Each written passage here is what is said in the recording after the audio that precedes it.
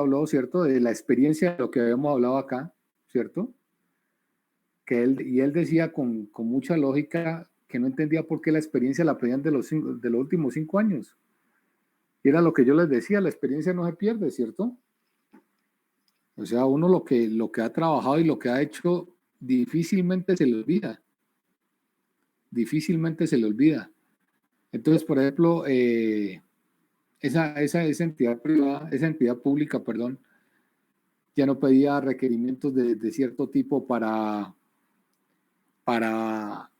experiencia específica, ¿cierto? No pedía esos índices que vimos en la clase anterior con valores extravagantes, ¿cierto? Porque no se necesitan. Y así una serie de requisitos y la charla me parece que desde ese punto de vista estuvo muy buena, ¿no? Estuvo muy buena. Ojalá la hayan escuchado porque en realidad estuvo muy bien enfocada y a mí me gustó mucho, muchas cosas, ¿cierto? Muchas cosas. Yo he pedido que me presten la presentación, sobre todo el segundo ponente. No me han respondido, voy a tratar de hablar con la gente de la asociación y vamos a ver si se la logro conseguir. Entonces, muchachos, como ustedes vieron, de todo de lo que estamos hablando aquí, trataron en esa charla, hablaron de muchas cosas de las que estamos hablando acá, que ustedes ya están en capacidad de entenderlas y que sus compañeros tal vez no, ¿cierto? Ellos hablaron de inhabilidades, de incompatibilidades, de requisitos financieros, de experiencia, de todo eso, y ustedes ya saben de qué está hablando eso. ¿Por qué? Porque están viendo este curso, así de sencillo. Entonces yo les prometí la anterior clase, ¿cierto? Que viendo la necesidad de que ustedes entiendan un poquito de dónde sale la calificación en el RUP, en el Registro Único de Proponentes, tanto de la parte de capacidad financiera como capacidad organizacional, que manejan unos índices financieros. Les prometí que les iba a dar un pequeño abrebocas de qué se trata eso, ¿no? Aunque eso se ve con profundidad en la electiva de elementos de administración financiera, pero les voy a dar para que no queden tan en el aire. Les voy a compartir primero una pantalla, ¿cierto? A ver.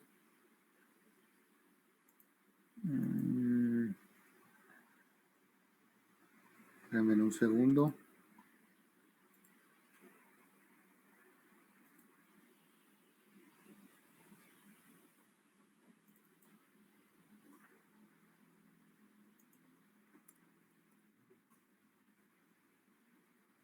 A ver.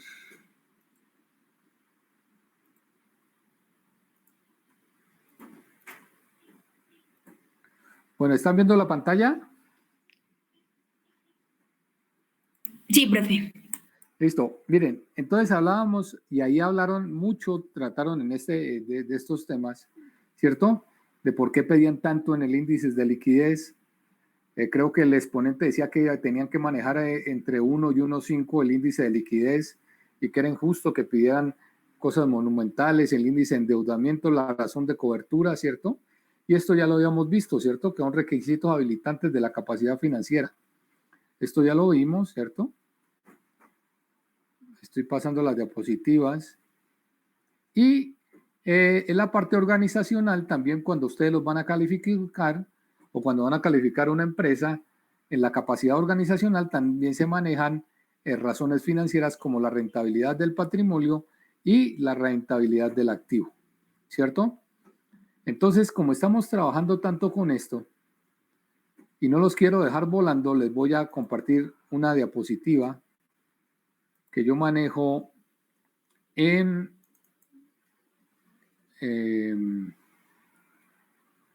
la materia de elementos de administración financiera. A ver, perfecto. Vamos acá. Una cosa, muchachos, ya tenemos que, ¿cuándo vamos a hacer el primer parcial? Hablando de todo antes de que arranquemos. Lo podemos hacer el martes 1 o el jueves 3 a las 7:30 de la mañana. ¿Qué prefieren? Mejor dicho, dentro de 8 días o de este jueves en 8.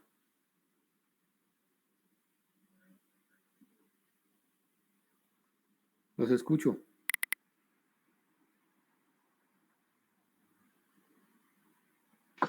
Profe, ¿no sería posible de aquí a 15 días? De aquí a 15 días. Es que la otra semana tenemos varios parciales. O sea, sería más o menos el martes. No, pues es que el martes 8 es festivo, ¿no? Creo que es festivo, sí, es el día después del Día de las Velitas. Y ese martes es festivo. Sería como el jueves 10. Como el jueves 10, muchachos. 10 de diciembre. Profe, ¿y el tema es acumulativo? ¿El qué? ¿Cómo? ¿Hasta qué entra? El tema, ¿hasta qué entra? Entraría hasta esto del RUP. Hasta esta parte del RUP entraría. Sea cuando sea, ¿sí? Sí, sí, sí, O sí. sea, Sí. Yo creo que, bueno, si lo hacemos en la próxima semana, les podría quitar el RUP. Si lo hacemos dentro de 15 días, sí incluiría el RUP. O sea, si lo hacemos la próxima semana, lo haría hasta inhabilidades e incompatibilidades, que es el tema anterior a este. Pero si lo hacemos para el 10, entonces entraría esta presentación del RUP. Entonces ustedes me dirán. yo creo que dejarlo dentro de 8, porque la próxima semana seguramente, o sea, el jueves por ahí vamos a tener armado. Entonces yo creo, pues no sé mis compañeros qué opinan, pero dentro de 8, para Sí, mí, yo para que no también se estaría cruce. bien 8, estaría. ¿Cómo? Dentro de 8 estaría bien, profe. Para mí también. ¿Sí? Bueno, parece que todos están de acuerdo que dentro de 8. Listo, entonces lo hacemos, sí, de este jueves en 8. Sí, de este jueves en 8. Sí, ingeniero, mejor, de este jueves en 8. Sí, de este jueves en 8 lo hacemos entonces. ¿Listo? Sí, ajá.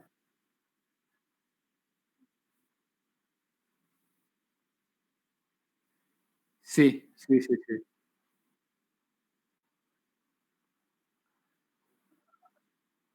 Ah, listo. Ahora se las envío, muchachos. Se las envío por el WhatsApp. ¿Listo? Ahora les envío la contraseña por el WhatsApp. Listo. Entonces lo vemos dentro de 8, de este jueves en 8. Es un examen muy rápido. No les voy a pedir cosas de memoria. No me interesa que ustedes se sepan las cosas de memoria. Ustedes no van a ser abogados.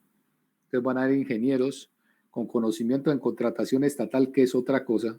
¿Sí? Y la de cómo hacer van a hacer 10 preguntas de respuesta múltiple. ¿Sí? 10 preguntitas de respuesta múltiple. A, B, C, D, E, algo así. O A, B, C, D, ¿listo? O falso y verdadero en alguna que otra. Y solo es marcarla, no más. No más. Lógicamente les voy a dar, si son 10 respuestas, les voy a dar entre 10 y 15 minutos máximo. ¿Cierto? Porque el que sabe, sabe, y el que no, pues no sabe. ¿Cierto? Si usted la sabe, la marca de una. O si tiene alguna duda, la puede pensar un poquito. Pero si yo les doy más tiempo, eso se presta para copia. Bueno, aunque aquí es muy difícil controlar, pero al menos les voy a dar el tiempo que yo crea necesario, pues. No sé, ustedes todavía no han presentado pruebas internacionales de ningún tipo, ¿no? Pero cuando uno, por ejemplo, presenta esas pruebas de inglés, el TOEFL, el IELTS, que piden las universidades de extranjeras o le piden a uno en un doctorado, ¿sí? Ahí el que piensa pierde, ¿no? El que piensa pierde. Si usted se pega en una pregunta, se le acaba el tiempo y le faltan como 60 respuestas todavía, ¿sí? Y se los digo por experiencia propia. Por experiencia propia. Así me pasó a mí en el doctorado. La primera vez que presenté el examen, de inglés, el MELICET. Me puse a pensar demasiado las preguntas y volteé a ver, me faltaban 20 preguntas, me faltaban 20 minutos y todavía me faltaban como 50 preguntas. Lógicamente las contesté, pero no las contesté bien, ¿cierto? Y me tocó volver a presentar el examen, pero esta vez lo hice así. La meta era acabar las preguntas, ¿cierto? Pregunta leída, pregunta respondida. Y bueno, me fue súper bien. Pero aprendí la lección, muchachos. A ustedes algún día les va a tocar. Lo más seguro es que les va a tocar presentar una prueba de este tipo. Sea en inglés, sea en administración, no sé. Entonces, las pruebas son así, ¿no? El que piensa, pierde. Eso hay que ir es a la fija. No hay que llegar con dudas allá. Bueno, ahora sí sigamos. Bueno, entonces el jueves a las 7:30, dentro de este jueves en 8, el parcial. Listo, muchachos. Profe, el tema hasta inhabilidades o sí entra el RUF.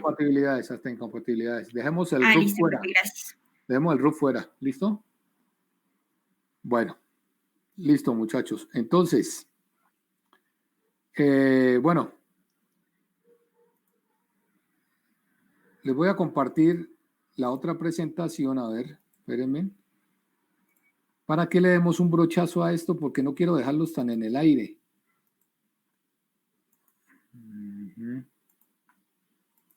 ¿Están viendo la presentación? Hola. Yo estoy mirando una pantalla gris. No sé si sea solo yo. ¿Sí? ¿Sí? Espérenme entonces. Me va a tocar cerrar la otra. Estos programas tienen cada uno su pero. Hola. A ver.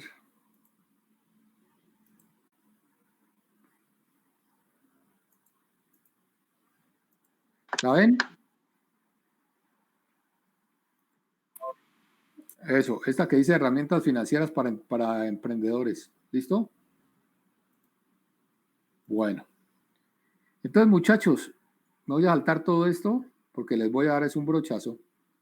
¿Cierto? Entonces, miren.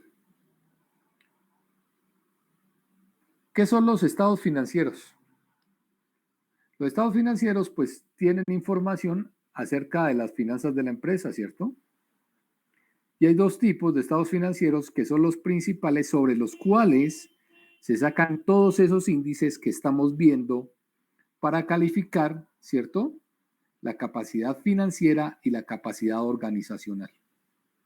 En términos generales, son esos. Bueno, ¿cuáles son los dos principales de los que le hablo? Uno se llama el balance general, ¿cierto? El balance general de una empresa pues muestra sus activos, es decir, lo que posee la empresa, de lo que es dueña la empresa, ¿sí?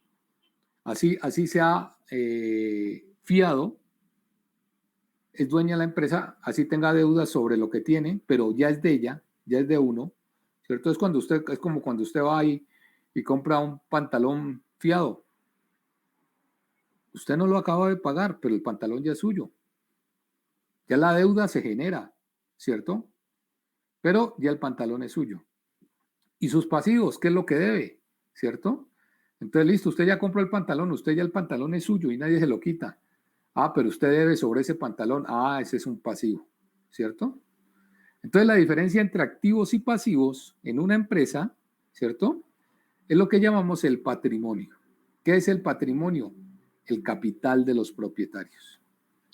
El capital de los propietarios se toma como un pasivo con los dueños de la empresa.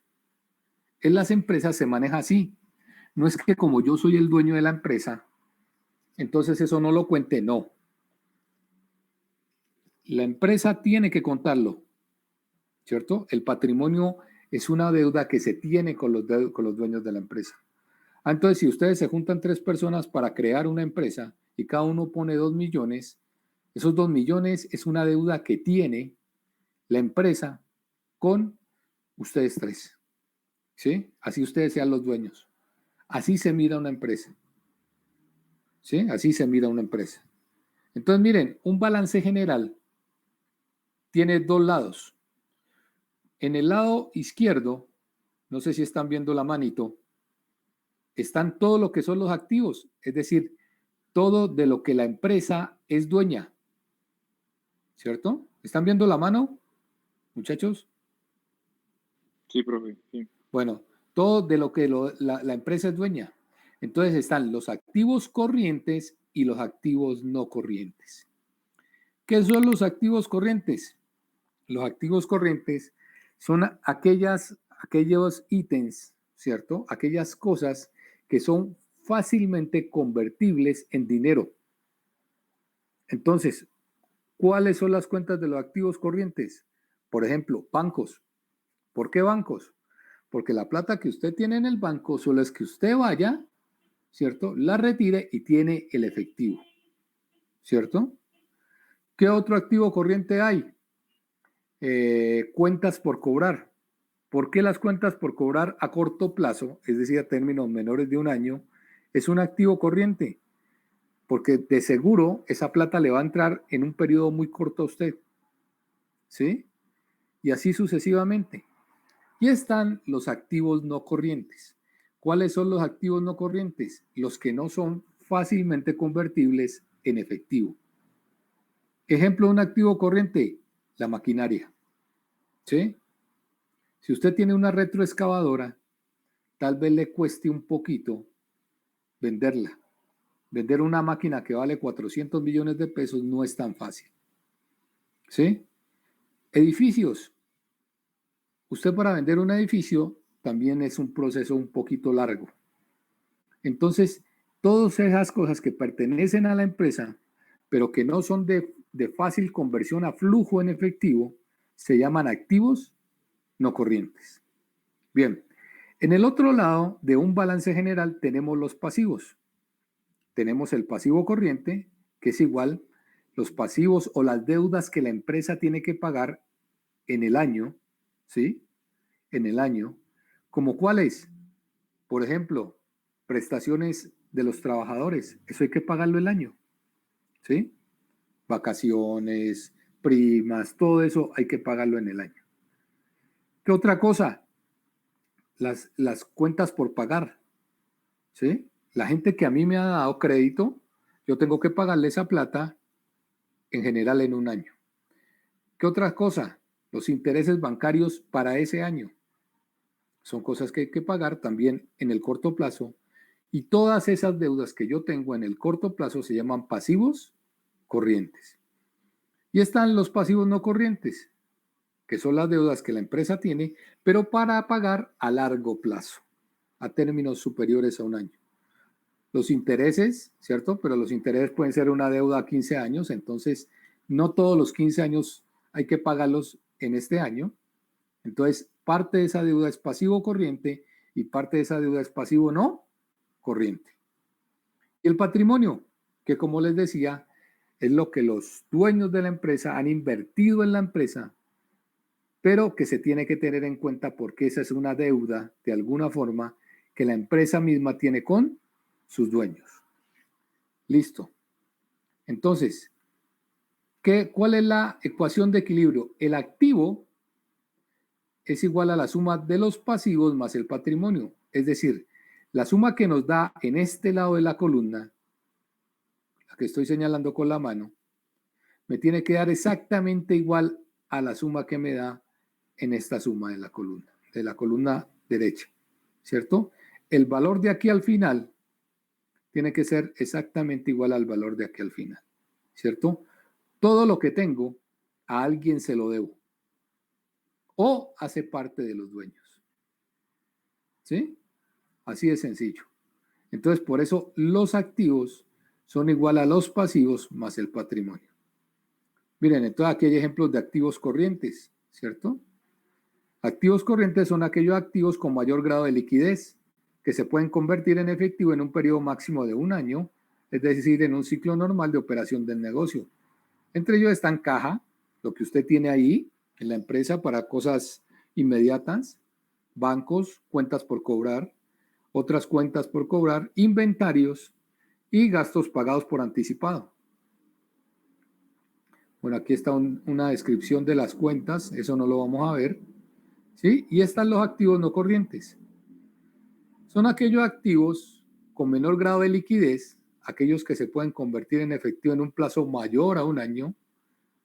Entre ellos tenemos los activos fijos, como terrenos, inmuebles, maquinaria, equipos y de apreciación. ¿Sí? Bien. Los pasivos, igual están los pasivos corrientes, ¿sí? Que son las deudas que deben honrarse a corto plazo con los proveedores, con la gente que nos suministra los materiales, por ejemplo, con los bancos debido a los intereses que le debamos por algún tipo de crédito que hicimos, con nuestros empleados, con el Estado, todo lo que es la parte tributaria, ¿sí? Entre otros. Y están los pasivos no corrientes, que son aquellas deudas que deben pagarse a largo plazo, como las hipotecas, los tenedores de bonos. Bueno, cuando nosotros hemos sacado bonos al mercado para financiar la empresa a muchos años, ¿sí? Y está el patrimonio, que son las obligaciones que la empresa tiene con sus accionistas o dueños y se tienen, por ejemplo, en capital y utilidades acumuladas. Entonces, miren, esto es un balance general, muchachos. Una parte de activos y una parte de pasivos y patrimonio. Entonces, entre los activos está el activo corriente, caja y bancos, clientes, otras cuentas por cobrar, inventarios, gastos, y hay una columna que llama total activo corriente, que es la suma de todo esto. Y están los activos no corrientes, ¿cierto? Y hay una cuenta que se llama activo no corriente, y está el total del activo. Y por el otro lado está el pasivo y el patrimonio. El pasivo, pues entonces le debemos plata a los proveedores, a los bancos, a los empleados, al Estado, ¿sí? Y eso suma lo que llama pasivos corrientes. Y por el otro lado están los pasivos no corrientes, que son las deudas a largo plazo, ¿sí? Y total tenemos entonces el patrimonio más el pasivo corriente, perdón, más los pasivos, tiene que ser igual a los activos. Bueno, aquí hay un ejemplo con cifras, ¿sí? Aquí están los activos y aquí está el pasivo y el patrimonio. Entonces miren cómo total activos para el año 2002, como un pequeño ejemplo, ¿cierto? Da 600 y acá esta suma de pasivo más patrimonio da 600. Para el año 2003 sucede lo mismo, da 720 y para el año 2003 esto da 720, ¿sí? Es decir, el balance tiene que cerrar. Los valores tienen que ser exactamente iguales. ¿Sí? Iguales. Bueno. Entonces, eso es el balance general, muchachos. Uno de los dos principales estados financieros de la parte contable. Bueno, aquí hay unos ejercicios. Y el otro es el estado de resultados. ¿Sí?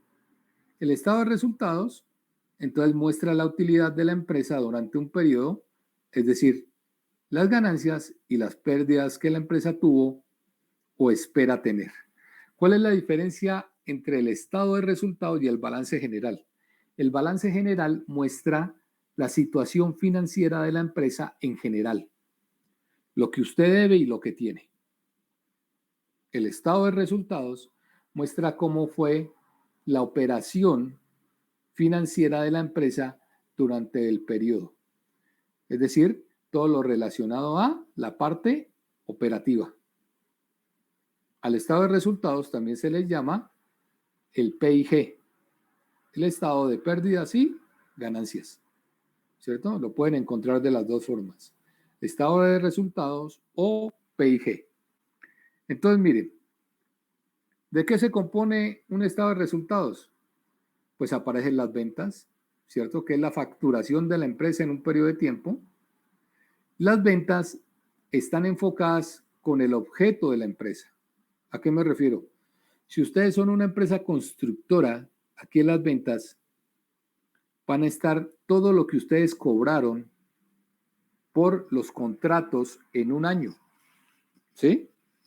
Todo lo relacionado por la contratación en un año. Si ustedes son una empresa de consultoría, entonces en las ventas se coloca todo lo que ustedes cobraron por facturación por consultoría, ¿sí? Si ustedes son una empresa de venta de materiales, llámese cemento, llámese arena, grava, lo que ustedes quieran, entonces todas sus ventas de esos materiales entra aquí a este ítem. Los costos de las ventas pues representa todo lo que usted tuvo que gastar para poder vender esa mercancía, ¿sí? O para poder vender lo que usted vendió. La utilidad bruta entonces son todas las ventas que usted hizo menos los costos de esa venta le da la utilidad bruta. Se llama bruta porque simplemente le ha quitado los costos de la venta. De ahí vienen los gastos generales de ventas y administrativos, que representan todos aquellos rubros que la empresa requiere para su normal funcionamiento y desempeño. Por ejemplo, el pago del servicio, el agua, el teléfono, etcétera, etcétera. Entonces, ya a los gastos brutos, quitándole esos costos, nos da lo que es la utilidad operativa del año, ¿sí? La utilidad operativa. Si a esa utilidad operativa le quitamos los gastos financieros, ¿cierto? Lo que nos endeudamos, ¿cierto? Con los sistemas financieros, nos da la utilidad antes de impuestos. Y si a esa utilidad antes de impuestos le quitamos los impuestos, ¿cierto? Con el Estado, nos da lo que es la utilidad neta. Y esta utilidad neta pasa a ser parte del balance general. ¿Sí? Profe, ¿sí? ¿la utilidad de operación es diferente a la utilidad operativa? ¿O es la misma utilidad operativa a la utilidad neta? Es que ahí no. ¿Qué pasó? No. La utilidad, yo no he leído por aquí utilidad de operación, sino utilidad de operación. Y es que dice que es la utilidad operativa menos los gastos generales, pero sí, antes es la misma. Utilizaron dos palabras para decir lo mismo. ¿Sí? Pero, ¿cómo así que la utilidad operativa es igual a la utilidad operativa menos algo? ¿No es la utilidad neta? Aquí puede haber un error. Claro, sí, hay un error en la diapositiva, tienes razón. Es la utilidad bruta menos los gastos generales. Tienes toda la razón. Mira, es esta utilidad bruta menos estos gastos generales. ¿Sí? Ya lo vamos a ver. Y eso te da la utilidad operativa, ¿cierto? Aquí se confundieron, aquí hay un error. Tienes toda la razón. ¿Listo? Listo, profe, gracias. Ahora lo vamos a ver más clarito. Bueno, mírenlo, aquí está. Así es un balance, un estado de resultados o un P&G. Las ventas menos los costos de venta da la utilidad bruta. La utilidad bruta menos los gastos administrativos da la utilidad operacional o operativa, ¿cierto? Y esta utilidad operacional o operativa menos los gastos financieros da la utilidad antes de impuestos. A la utilidad antes de impuestos se le quita los impuestos y da la utilidad neta. Esto en realidad es lo que nos ganamos en el año, ¿cierto? Lo que quedó después de haber pagado gastos administrativos, gastos financieros, impuestos, todo lo que queda es la utilidad neta, ¿sí? Y esa utilidad neta, a ver, me devuelvo un momentico.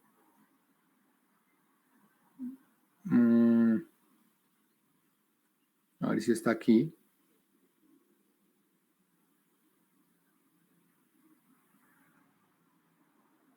Pasivo, deuda, total pasivo, capital de accionistas.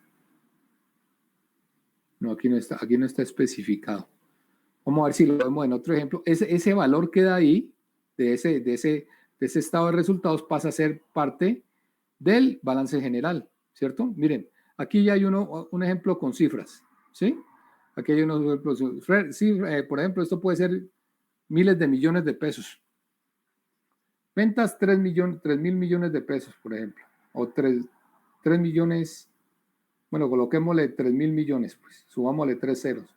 O déjenlo así. El costo de la mercancía, 1.500.000. Entonces, esto menos esto da 1.500.000. Los gastos operativos, 340.000, que son los sumados de 150.000 de gastos de administración, gastos de venta, gastos de producción, y entonces me viene a quedar una utilidad operativa de 1.160.000. ¿Sí? ¿Cuáles son los gastos por de ventas? Publicidad, mercadeo, ese tipo de cosas se meten aquí. ¿Sí?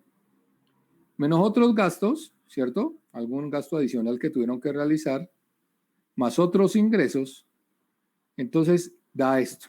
Pueden haber algunos otros ingresos porque pueden haber cosas que la empresa realiza y que no son parte de su objetivo, de su ser.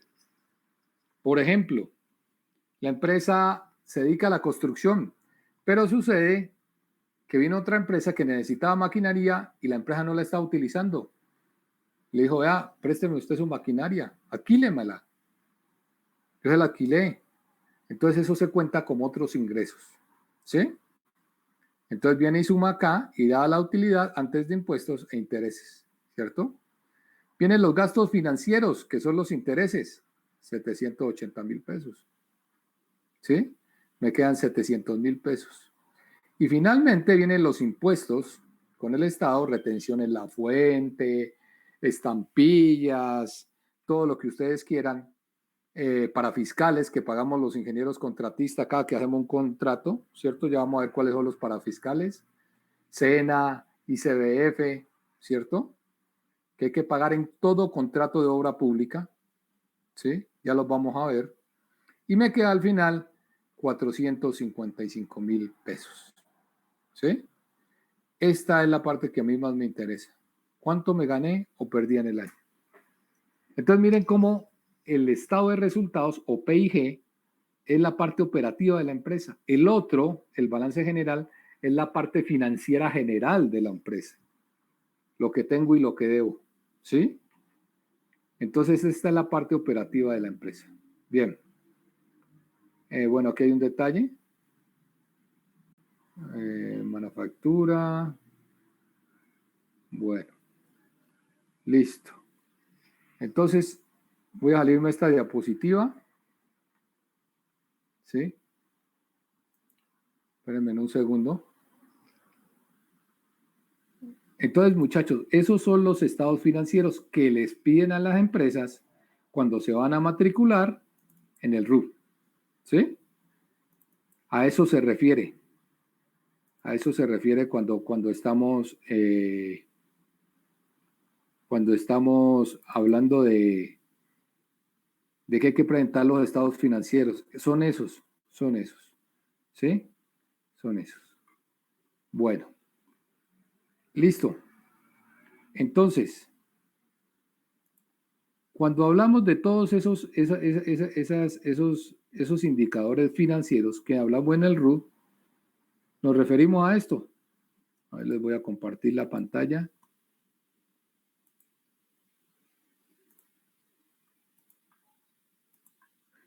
¿Están viendo la presentación? Sí, profe. Listo. Entonces, muchachos, cuando hablamos de las razones financieras, las que ustedes están viendo, con lo que les califican su capacidad financiera y su capacidad organizacional, se refieren a esto, miren. Hay razones financieras de liquidez, de apalancamiento, de actividad, de rentabilidad, de crecimiento y de evaluación. Hay muchas razones financieras, pero hay unas principales, ¿no? Entonces, por ejemplo, ¿cuáles son las razones financieras de liquidez? Refleja la capacidad de una empresa para hacer frente a sus obligaciones a corto plazo. Con forma se vencen. Entonces, ¿por qué a usted le piden o le miden su liquidez? ¿Cierto? Para ver que en el caso de que usted tenga algún percance en la obra de tipo financiero, ¿sí? Usted tenga con qué responder. ¿Sí? ¿Con qué responder? Aquí habla de la facilidad con la que paga sus facturas. En realidad es la facilidad con la que puede asumir un riesgo financiero. ¿Sí? Entonces, miren, por ejemplo, hay la razón circulante. La razón circulante, ¿cierto? Es la relación entre los activos fijos o activos circulantes o activos corrientes, esos que acabamos de ver, que hacen parte de la cuenta del balance general con respecto a los pasivos corrientes o circulantes que acabamos de ver en el balance general. Entonces, ustedes su estado de resultados, de su balance general, toma lo que tienen activos circulantes o corrientes, la palabra es la misma, es diferente pero significa lo mismo, y lo divide entre sus pasivos corrientes y le da su razón circulante, ¿cierto? Su razón circulante o de liquidez. ¿Qué quiere decir? Que si usted tiene más activos que deudas, ¿cierto? Más propiedades que deudas, usted va a tener con qué cubrir a mediano plazo, a corto plazo, lo que se le presente. Miren que no estamos hablando de activos no corrientes, es decir, de cosas que yo voy a tener a plazos mayores de un año. No, estamos hablando de activos corrientes o circulantes, que es lo mismo, es decir, cosas que yo puedo convertir rápidamente en efectivo, y de pasivos circulantes o corrientes, que son deudas que yo también tengo que pagar a periodos cortos, ¿sí? Entonces, la razón circulante o la liquidez de una empresa, ¿cierto? Es la relación entre estos activos y estos pasivos. ¿Y eso qué le demuestra? Si es mayor que 1, significa que usted tiene más activos corrientes, es decir, más cosas que puede convertir en dinero ya, que las deudas que tiene que pagar. ¿Sí? Que las deudas que tiene que pagar. Entonces, ¿de dónde salen esos indicadores? De estas cosas, muchachos. De estas cosas. Hay otro que llama la prueba ácida, ¿cierto? Que es la misma esta, pero quitándole los inventarios. Es decir, haciéndolo aún más líquido. Es decir, sí, usted tiene, pero no me meta los inventarios ahí. Porque a lo mejor los inventarios usted se demora en convertirlos en flujo de efectivo. ¿Sí? En convertirlo en flujo de efectivo. ¿Por qué? Porque si son los ladrillos, de aquí a que usted esos ladrillos los coloque en obra y los pegue y venda esa casa, que sería cuando se vendería esos ladrillos como efectivo, se va a demorar un plazo larguito. ¿Sí? Se va a demorar un plazo larguito.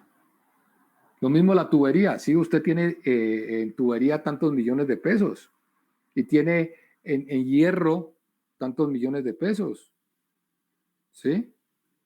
Pero ¿cuánto se va a demorar por usted en que ese hierro y esa tubería se le convierta en efectivo? Que usted se dedica a comercializar productos para la construcción. Muy rápido se le van a convertir en efectivo, tal vez. Pero que usted se dedica a la construcción de viviendas de interés social. Eso es otra cosa. Eso es otra cosa. Entonces no me lo cuente ese inventario. No me lo cuente porque se va a demorar en que usted se convierta rápido ese inventario en efectivo. ¿Sí? Entonces, de esta forma se analiza todo eso. Hablas de apalancamiento, ¿cierto? Razón de endeudamiento, que era la otra que veíamos ahí, ¿cierto? Otra que veíamos ahí, que es la deuda total sobre los activos totales, y la deuda total son la totalidad de los pasivos, ¿sí? Todo lo que usted debe con todo lo que usted tiene, ¿cierto? Y lógicamente, esto uno tiene que tratar que sea ¿qué? Menor del 100%. Ahí hablaban de razón de endeudamiento en la presentación que hicieron el jueves los ingenieros, creo que hablaban del 70%. ¿Qué significa el 70%? Que el 70% de la deuda que usted tiene, ¿cierto? Que usted debe el 70% de todo lo que tiene. Que debe el 70% de todo lo que tiene. ¿Sí? Hay muchas empresas que trabajan así, con razones de endeudamiento altas. ¿Por qué? Porque ellos lo que prácticamente se convierten es en intermediarios. ¿sí? Es decir, que reciben las cosas a crédito y después de que las venden, las pagan, ¿sí? En una empresa constructora, las deudas son significativas. Son significativas. Y no significa que usted esté quebrado. No. No significa que usted esté quebrado. Simplemente es el sistema de manejo de la empresa. Como la empresa trabaja. Como la empresa trabaja. Entonces, por ejemplo, esta razón de endeudamiento que ustedes ven en la presentación del RUB se refiere a eso. ¿Y de dónde vienen estos valores? De los estados financieros que les acabo de enseñar. ¿Sí? Entonces usted toma el valor de sus pasivos totales y el valor de sus activos totales, es decir, todo lo que debe con respecto a todo lo que tiene, y le da un valor, un porcentaje. Y según ese porcentaje, a usted le dan una calificación en el RUB. ¿Sí? Le dan una calificación en el RUB y según ese porcentaje, lo habilita usted para participar en la licitación o no participar en la licitación. ¿Sí? Entonces, ahí están todas las, miren, aquí hay otras razones, ¿cierto? Rotación de activos, ¿cierto? ¿Cuántas son sus ventas con respecto a lo que usted tiene? ¿Cuánto está vendiendo usted con respecto a lo que usted tiene? ¿Sí? Rotación de activos fijos, ¿cuánto vende usted con respecto a sus activos fijos? ¿Cierto? A lo que usted tiene en maquinaria, en equipos, en instalaciones, en edificios, ¿cuánto está vendiendo, por ejemplo? ¿Sí? Las actividades de cobrar, ¿cierto? Periodo de cobranza, bueno, rotación de inventario, y así sucesivamente, muchachos. Así sucesivamente. Bueno, estos son otros tipos de análisis. ¿Sí? Bueno, aquí está el detalle, ¿cierto? La solvencia financiera, ¿sí? Pero en general, lo que yo les quería mostrar, lo que yo les quería mostrar es de dónde vienen esos análisis que tenemos en el RUB, ¿sí? Para que tengan una pequeña idea de qué es eso. Ya analizar esto desde el punto de vista más profundo, pues no es parte de este curso, ¿no? No es parte de este curso. Pero sí quería que ustedes supieran de dónde vienen todas esas cosas de las que estamos hablando, para que no queden tan en el aire, ¿sí? Para que no queden tan en el aire. Bueno, entonces ahora sí volvamos a nuestras diapositivas del RUB, de las que estábamos trabajando. Vamos a ver.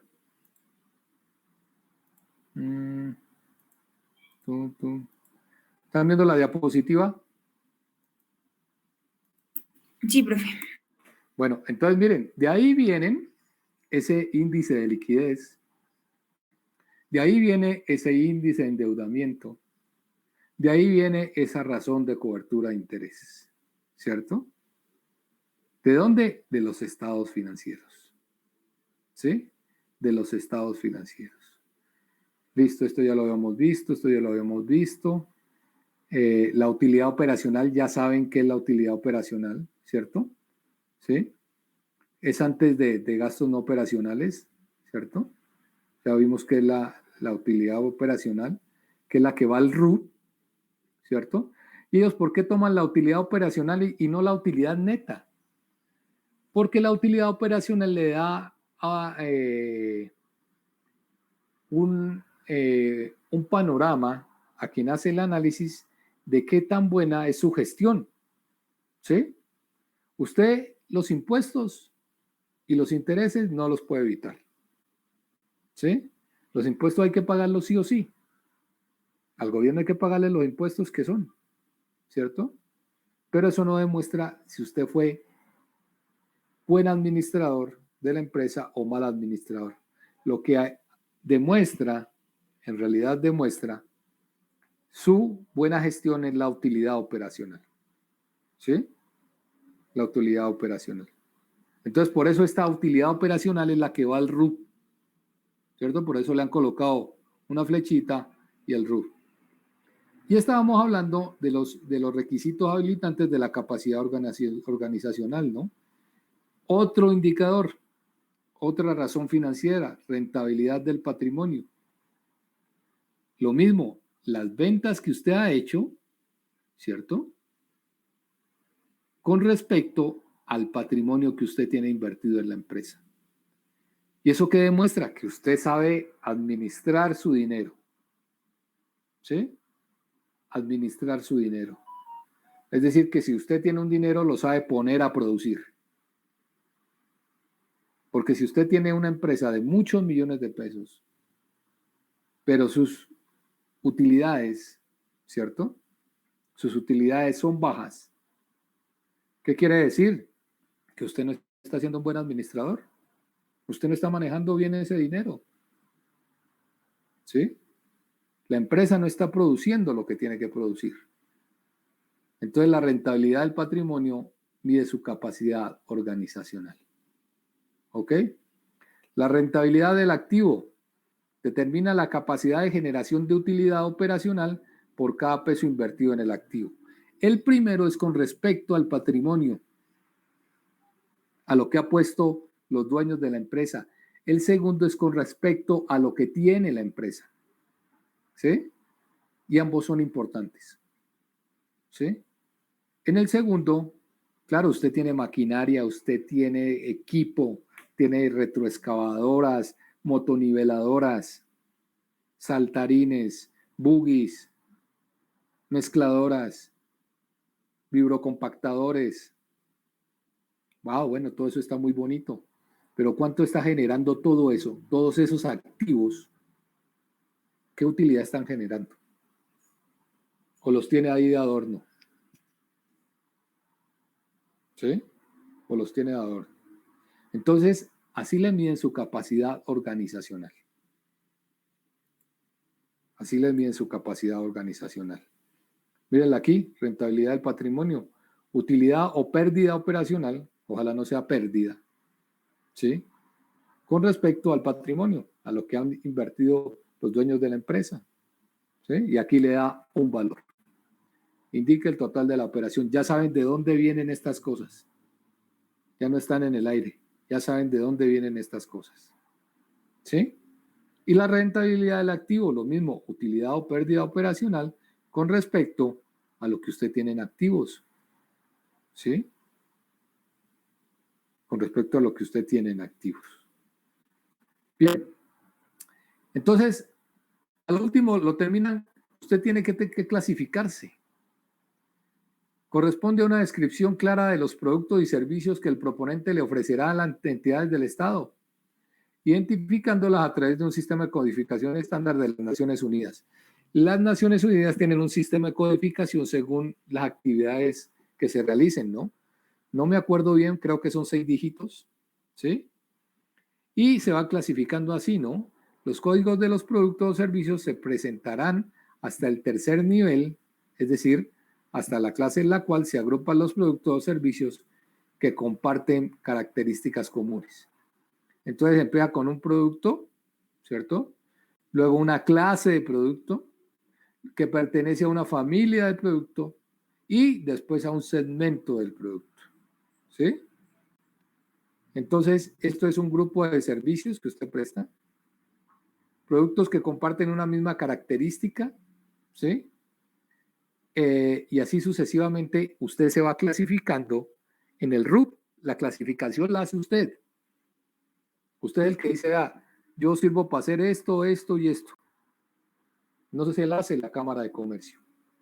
La clasificación la llena uno. ¿Y cómo la llena uno? Marcando con X los cuadritos donde uno cree que puede desempeñarse. Entonces arranca. Puentes, ¿sí? Entonces dentro de los puentes puede haber una clasificación: metálicos, de concreto, ¿sí? Colgantes. Entonces usted se va clasificando de puentes para abajo, ¿sí? Puentes ¿qué? Metálicos ¿de qué tipo? Postensados, bueno, y usted mismo se clasifica, ¿sí? Se va clasificando. Ok. Bueno, los proponentes deberán indicar los bienes, obras y servicios que ofrecen a las entidades estatales, identificándolos con el clasificador de bienes y servicios en el tercer nivel, lo que les acabo de decir. Cesación de efectos no tiene carácter sancionatorio. La persona inscrita en el RUP debe presentar la información para renovar su registro a más tardar el 5º día hábil del mes de abril de cada año. ¿Qué quiere decir? Que si usted no vaya a hacer esto, pues simplemente se queda sin RUP. Pero no es que nadie lo vaya a sancionar, ¿no? Ni le vayan a clavar multa, ¿no? Yo, por ejemplo, la última vez que saqué el RUP, pues imagínense, ¿hace cuántos años? ¿Hace cuántos años antes de ser docente de la universidad? Que como ya les dije, me impide contratar con el Estado, ¿no? Entonces, ¿yo para qué voy a sacar un RUP? Para nada, ¿sí? ¿Qué pasó? Se acabó el RUP, se acabó el periodo y ya. No más.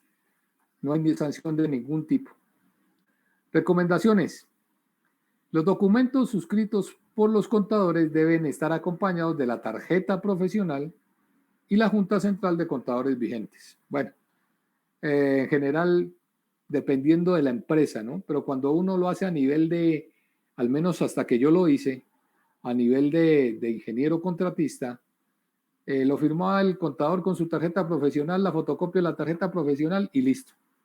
¿Sí? Yo nunca vi que tuviera que tener, o que el contador presentara una certificación de la Junta de Contadores, no la vi. A lo mejor ahora la piden, ¿cierto? Los documentos otorgados en el exterior deberán presentarse apostillados, es decir, que tienen que ir ante la Cancillería, ¿sí? Ante la Cancillería para ser aprobados o legalizados en la forma prevista en las normas vigentes. El apostillaje, ¿no? Es lo mismo que cuando uno tiene estudios en el exterior, lo primero que hace es homologarlos, y para homologarlos usted los tiene que tener apostillados, es decir, que la Cancillería le tiene que haber dado el visto bueno. Cuando una persona natural tenga más de un domicilio, deberá inscribirse ante la Cámara de Comercio con jurisdicción en el municipio en el cual tenga el asiento principal de sus negocios. Es decir, si usted tiene una empresa constructora con sede en Popayán, Cali y Medellín, donde esté la empresa, la casa principal, ¿cierto? La sede central, ahí usted tiene que inscribir la empresa, que le sirve para todas partes de Colombia, ¿no? Pero lo tiene que hacer ahí. Los tachones y enmendaduras en el formulario y los documentos de soporte serán causales de rechazo. Eso sí es de ahí, ¿no?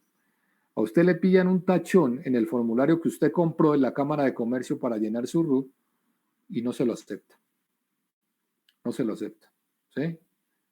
Lo mismo, si usted va a presentar un documento de soporte, una constancia de experiencia laboral, y eso está con liquid paper, no pasa. No pasa. ¿Listo? Diligenciar en el formulario de folios, incluyendo el formulario. Claro, el formulario hay que meterlo entre el folio, lógico. Recuerde el número total de folios indicando el formulario debe coincidir con los entregados. Es decir, ahí le ponen a llenar el número de folios, es decir, de soportes que usted presenta, ¿sí? A su inscripción. Entonces usted coloca 18 folios. Los 18 folios que son 15 certificaciones de experiencia laboral, una certificación de maquinaria, bueno, lo que usted necesite, el número de folios. Los folios son hojas, ¿cierto? Que certifican algo, así de sencillo. Entonces usted tiene que colocar el número de folios. Bien. Presentar el formulario y sus soportes debidamente diligenciados y firmados por quien corresponda. Bueno, el suscrito declara bajo la gravedad de juramento que la información reportada en este formulario y la documentación anexa al mismo es confiable, veraz, completa, exacta y se encuentran firmados por cada una de las personas de las cuales pertenecen las firmas. Nombre de personas representantes de la empresa jurídica, aquí va la firma, listo, tan. Y ojo, bajo la gravedad de juramento. Es decir, que si usted llega a hacer algún torcido, ¿cierto? Está cometiendo un delito. Un delito. ¿Sí? Y eso se llama falsedad en documento público. Y dependiendo de la gravedad, lo pueden mandar a la cárcel. Lo pueden mandar a la cárcel. Bueno. Documento de identificación, cédula de ciudadanía, ¿cierto? Cédula de extranjería o pasaporte y se fue. Los documentos se presentarán en original o en copia simple y debidamente suscritos por el responsable y se presumirán auténticos. Se parte de la buena fe, lo que les digo. ¿Sí? En original usted presente los que pueda volver a sacar. Pero les aconsejo que nunca presenten o nunca pasen sus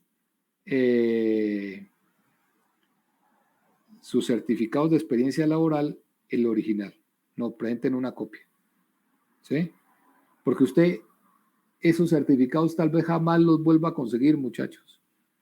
Las empresas constructoras, la mayoría tienen un ciclo de vida. Algunas muy largo, algunas muy corto. Y usted cuando va a sacar ese certificado ya la empresa no existe por ningún lado. ¿Sí? ¿Quién le va a dar un certificado de esos? En cambio, si usted tiene que presentar un certificado de su maestría en estructuras para un concurso de consultoría, bueno, esa sí se la da la Universidad de Nariño o la Universidad del Cauca o la Universidad de los Andes. Cada que usted vaya, es solo pedirla, pagarla y sale. ¿Listo? Entonces, ojo con eso. Los datos contenidos en los estados financieros, que ya saben cuáles son, los dos principales, presentados deberán ser coherentes con la información contenida en el registro mercantil y en el ESALES, ¿cierto? El ESALES es, a ver, ¿de acuerdo? Es bueno, esto es una especie de auditoría, ya les voy a decir, no me acuerdo bien la definición de esto. Claro, lo que usted tiene en el registro mercantil de su empresa, pues tiene que estar acorde con sus estados financieros. No puede tener una cosa allá y otra cosa acá, pues lógico que todo tiene que ser igual. Los documentos deben presentarse con letra clara, legible y un tamaño considerablemente visible. Bueno, contáctenos y muchas gracias. Listo, muchachos, esta es la presentación del RUB que les quería mostrar. Voy a tratar de buscarme un formulario del RUB para que ustedes lo vean, ¿cierto? Para que más o menos lo veamos y para que ustedes tengan en cuenta cómo se va llenando. Voy a tratar de buscarlo, a ver. Listo. Entonces yo creo que les quedó mucho más clara la presentación y por eso quería mostrarles la parte financiera de esto. Yo creo que por hoy podemos dejar ahí. No me estoy poniendo afónico. Y nos vemos el jueves. ¿Alguna pregunta sobre el tema, muchachos?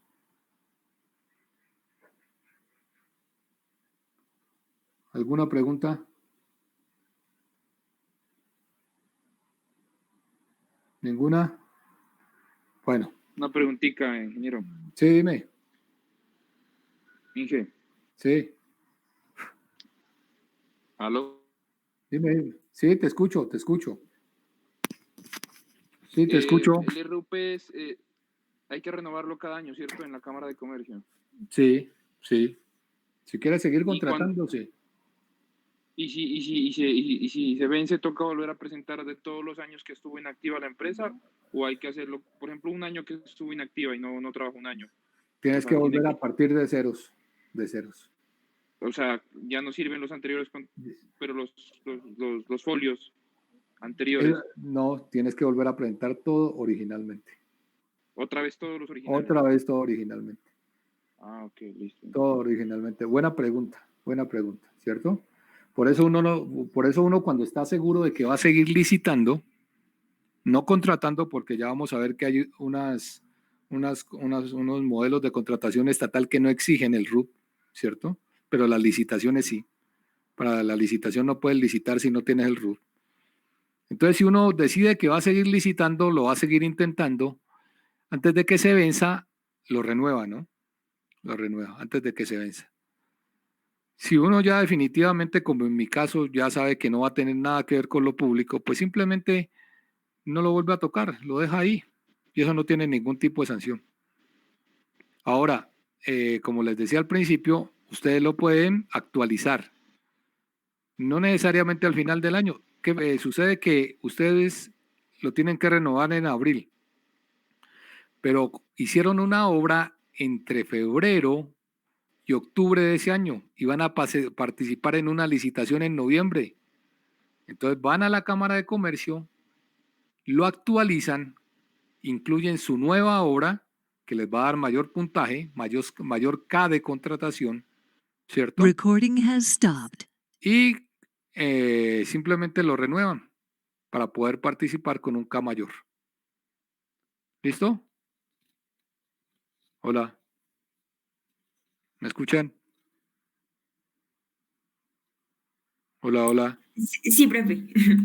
Listo. Entonces, eso es lo que hay que hacer, muchachos. Uno, como les digo, tiene que pensarlo bien. Si uno está dedicado a la contratación estatal, pues lo renueva, ¿no? Y lo tiene que pensar bien porque como hicimos la cuenta, más o menos está costando, creo, alrededor de 600.000 pesos. Que es platica, ¿no? Es Y platica. es necesario, ingeniero, o sea, para una ingeniero. Sí, sí, te estoy escuchando. Sí. Sí, te escucho. Hola, ¿me escuchas? Hola, hola. Hola. ¿Me escuchas?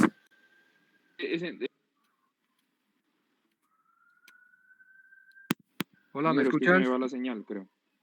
Sí, para que te va la señal. ¿Sí me Los demás. escucha? Sí, sí, yo te escucho. Otra preguntita, ingeniero. Sí, dime. ¿Ese RUPE se liquida según lo que estábamos viendo ahí o según el valor del activo de la empresa? No, no, no, no. Es según los salarios mínimos. Eso es una ley, independiente del valor de la empresa. ¿Sí? Ah, o sea, no según lo que declare de No, no, no, no, activo, para nada. No, el RUB vale lo mismo para o de todos. patrimonio, No, no. sino de... De los salarios mínimos legales vigentes, del porcentaje de salarios Tenía mínimos. entendido que... Y uno para ser mínima no necesita ¿Cómo? RUPE, ¿no, ingeniero? Solamente lo puede hacer con actualización, ¿no? No te escuché, Para no te contratar escuché. mínimas, de mínima cuenta. No, de mínima cuantía no necesitas.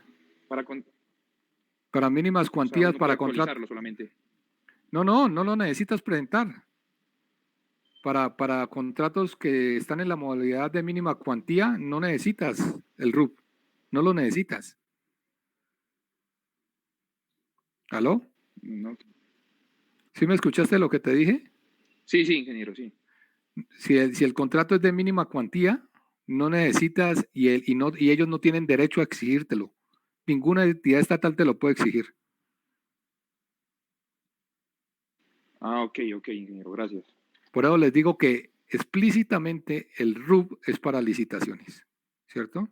Para licitaciones. ¿Ok?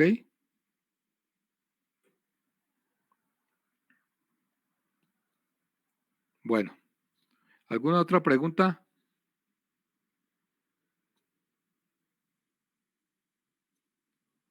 Hola. Bueno, parece que no hay más preguntas. Bueno, muchachos, entonces nos vemos el jueves 7:30 de la mañana. Muy puntualitos, ya desayunados. Nos vemos el jueves, ¿listo? Listo, profe, gracias. Bueno, cuídense mucho. Hablamos el jueves. Chao, pues.